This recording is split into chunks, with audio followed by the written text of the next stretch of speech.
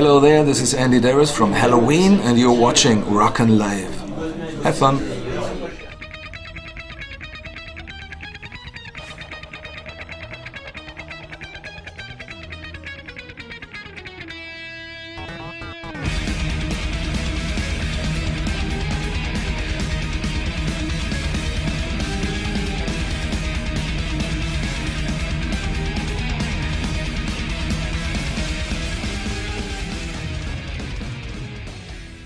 I'm always, the first thing I do in Paris, I arrive, go from the airport to the next, what's the name, boulangerie, and have escargot.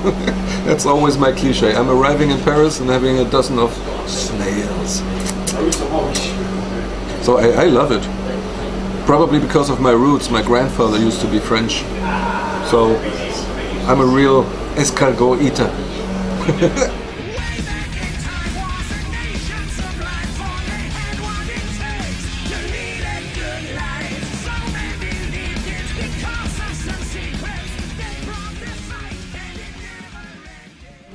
Well, it's hard to explain.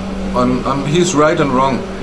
Yes, it's a very hard and heavy album. That's probably the way the Seven Sinners album and the Gambling with the Devil album was. But I personally would say the new album is maybe harder, but positive. More positive from the melodies. Lyrically not. The lyrics are very bad. But I wouldn't say it's the end of the world lyrics. It's probably something that describes reality, describes the world with the crisis and the problems we have nowadays, but still is trying to actually give you some courage that sooner or later it will be fine. But there are some little things we have to take care of that's actually in the lyrics. So probably because it's never having a bad end, but also always this little light at the end of the tunnel, then the whole thing seems to be a bit more positive then.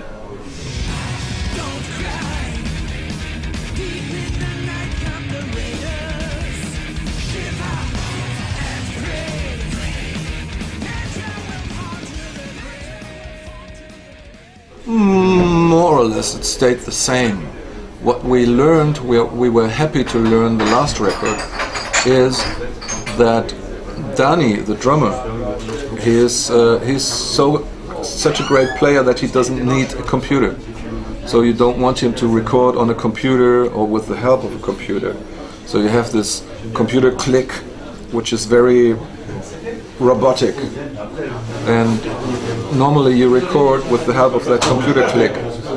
But when you have a great drummer, you just say, well, stop that computer click, let him play the way he feels. Just here's the click, you know. And this is something that we were happy to learn from the last record. People enjoyed it, people realized it without knowing. They asked what's different on the album, like the last Seven Sinners album. What's different here? It sounds more rock and roll, but what's going on here? So we explained them. Yes, we just told the computer to shut up and make it or record it the way you would have recorded it during the 70s or 80s. Well, there was no computer help, so play it or die, you know. And I think Danny was very scared on the Seven Sinners, but now when he listened to the result and had all these great reactions from the people, now for this album he was actually happy to play without computer again, and suddenly he had that encouragement, that, what's the right word, that knowledge, I can do it, you know, without being scared. So probably for him it was the first album without computer that he could enjoy, because he knew he's got that trust in himself to know, yes, I can do it. This is something I think you feel. It's like, boom, you know, like, yeah, I can do it. And that's Danny. And the rest is, the rest of the band just has to sit onto the drums. That's easy then, because the basic is done. When the drums are there, it's easy to add the spices. So, I'm a fan of my drummer.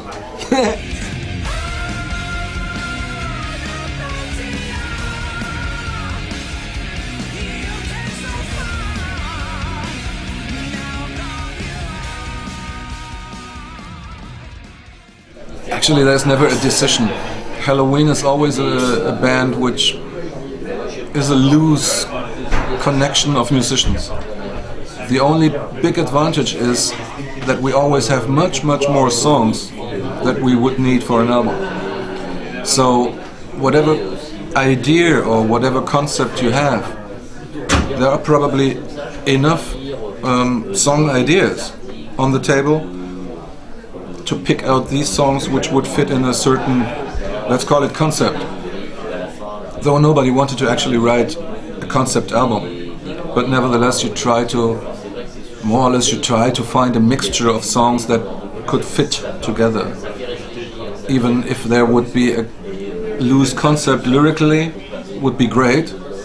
Now for the Straight Out of Hell we have that loose connection of lyrics, so each and every song is more or less going around that same old theme about assholes and crisis and responsibilities, ethic, moral, why the world goes down or up. It also is a very important thing for us, which we discussed since years on the Nightliner during a tour, and we all know that all 5 members of the band having the same idea. What problems are causing this, or what global problems do we have?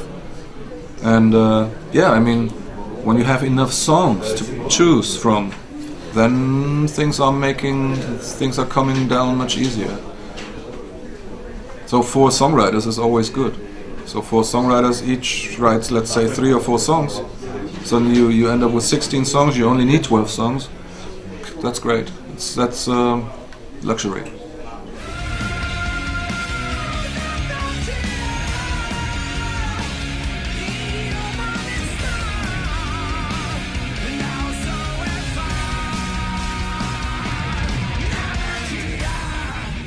I'm a hobby guitarist, so my love belongs to the guitar. So when you have a hobby like playing guitar, you automatically fiddle and diddle around just because you like it. And whenever there is something that I like, go like, oh, what did I just play? That was great. Then I recorded it, not to forget it. And like 6 months later, I listened to, I don't know, 40, 50 little ideas, fragments, and pick out my favorites. And then I try to actually start to write a song around this initial idea. So you may say there is no concept. It's just a constant collection of ideas because you like to play. Sometimes there's also maybe a headline in your mind, a sentence like "Are you metal?" from the last album. I had this in my head and was like, "Are you metal?" I like that. It's grammatically bullshit. Doesn't work.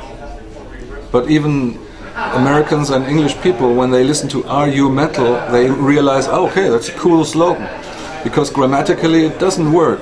But for every metal fan, it's grammatically right.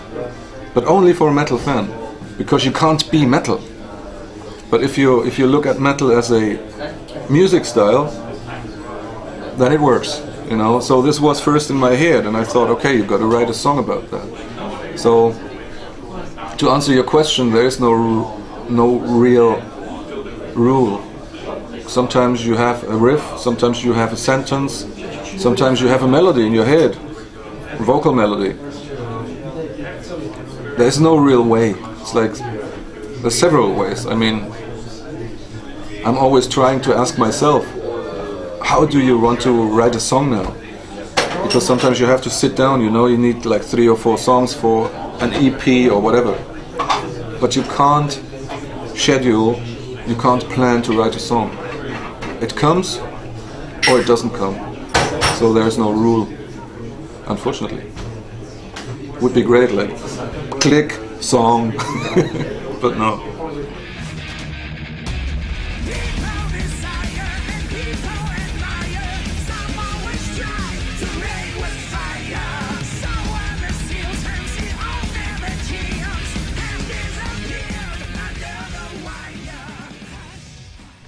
Well, I'm not sure why we picked Nabatea as a single.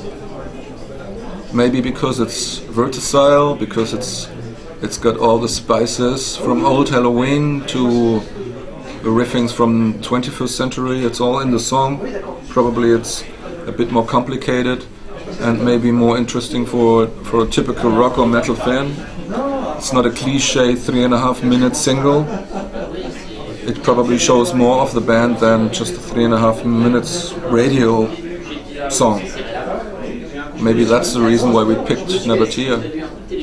It's a great song anyway, so I don't know. You have to pick a song. Nowadays a single is not a single anymore. I think nowadays for rock bands and metal bands a single is more or less a hello, we are back, we're having a new album. So it's more showing the people what to expect on the album. So I think that's why Nabatea is probably a good choice, because it shows there are lots of different styles in the song which you find in other songs of the album again. So it's probably not the wrong choice, put it that way.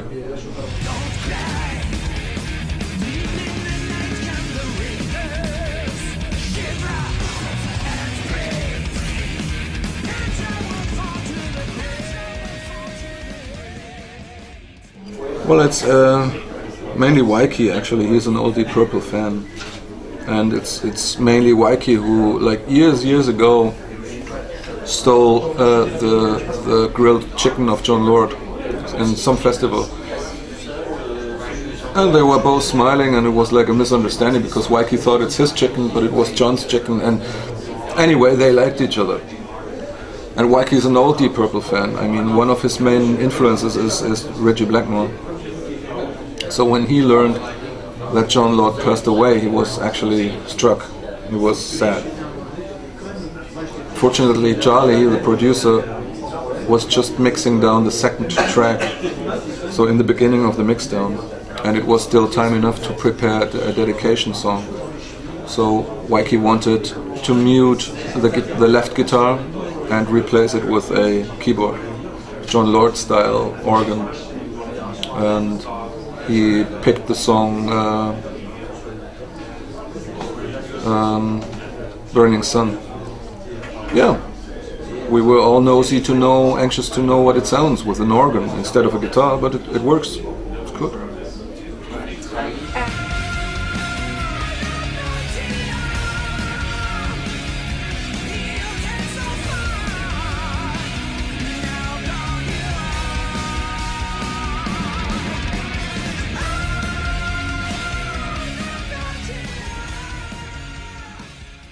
Again, I'm a fan of playing guitar. I'm a fan guitarist, not allowed to play on stage. No, I am allowed to play on stage, but there's no necessity. I don't need to play on stage. There are two guitarists, so normally there's no need for me to take a guitar, though I love playing guitar. So from that point of view, it's never a problem of inspiration, because when I have a guitar, I love to play. When you play, you automatically have ideas. Maybe sometimes you have bad ideas, but sometimes you have good ideas too, and then you try to pick the good ones, and so it's never a question of inspiration actually. If you talk about lyrical inspiration, life itself, times. I remember during the Bush Iraq war situation, we made the Keeper 3 album because the political situation in the world was so shit that we actually couldn't put it into normal lyrics, because we didn't want to say, oh, Bush asshole and weapons of mass destruction and all that shit, you know. It would sound stupid in the music, because it would sound like this, you know, and that's the wrong thing to do, I think. So you try to actually bring across your opinion and your thoughts without finger pointing. So for us it was perfect to translate the whole situation into the Keeper's world, into the fantasy world of the keeper. And the keeper was suddenly, again, kind of Jesus or God looking on earth, describing the situation on earth. And then you didn't need to mention the name Bush, for example, you know. You just, in our world, we just actually put him into the role of the devil, who is actually promising you whatever you wish, all the money you want, all the power you want, if you just do what he wants. So you're the hand of the devil, being rewarded with power, money, and all that shit, oil, blah blah blah, you know. So that was the necessity these days. Nowadays the new album has the global situation of the global financial crisis, and we realize, okay, there's a new religion in town. The new religion of the world is called banks, money, bankers, managers. These are the high priests of the new of the new religion. So the inspiration of the lyrics come from what's going on in the world.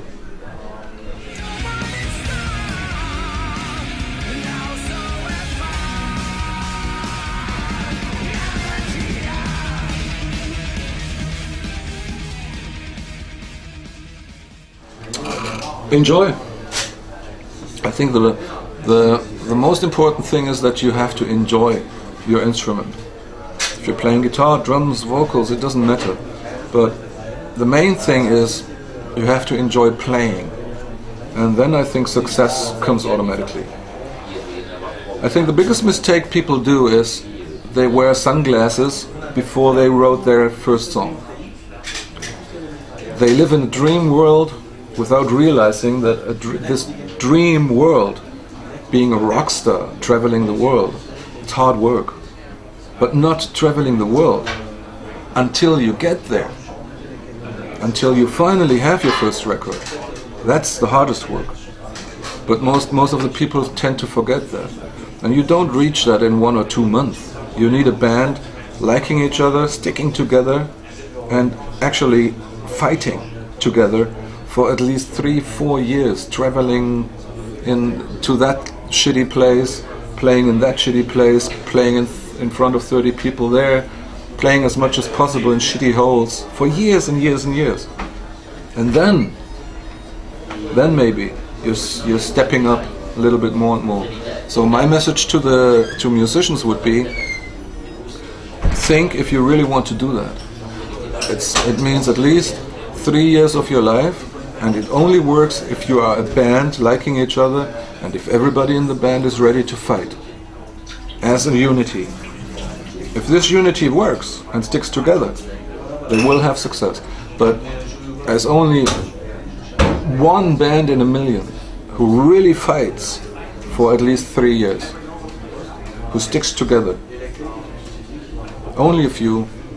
Most of the other bands have to change the guitarist or they have to change the singer in the first 3 years. So that's why.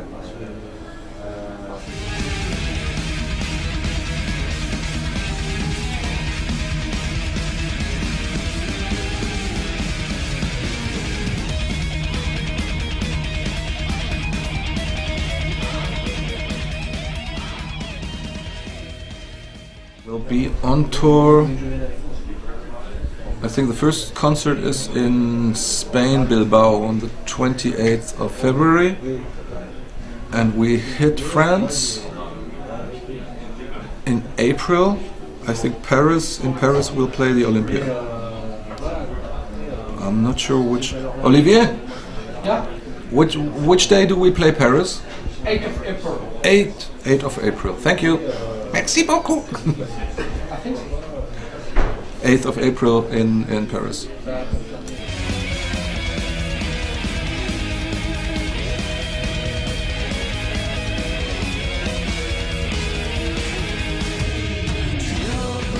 Children, have no fear.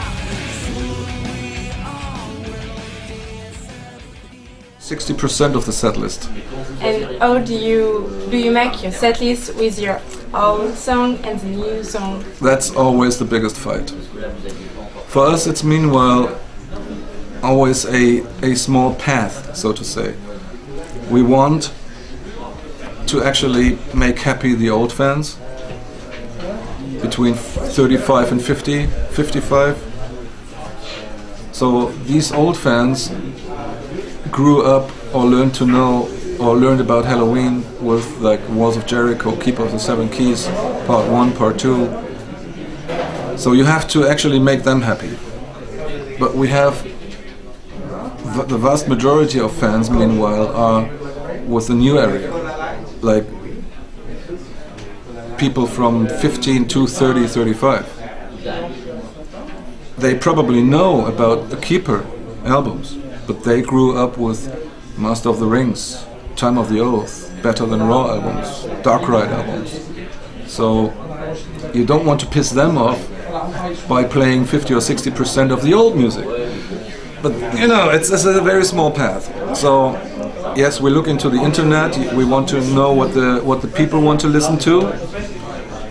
If there is something that we see, like everybody wants this, and this, we take it into the set. That's what we play. But most of the times you can't see a whole 2 hours program, which picked by the people. You'll have 7, 8 songs. Everybody wants. Good help. So you take these 6, 7 songs, you're gonna play them. But the rest we have to come up with. We have to decide. Now for this tour, we definitely want to play lots of new songs. Never played songs. We never played them on stage. Also, I would like to have at least 4, maybe even 5 songs from the new album also in the set. So, but don't worry, there'll still be 3 or 4 songs from the Keeper area. But it's tricky. It's like, you know. But we're gonna do it. Somehow it works out.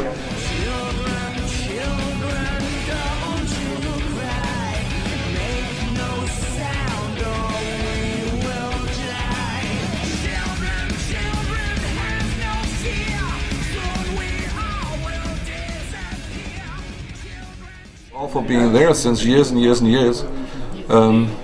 You've always been there for us, and I'm gonna I'm gonna thank you for actually making it possible to let us play in the Olympia, because this is something like a medal of honor.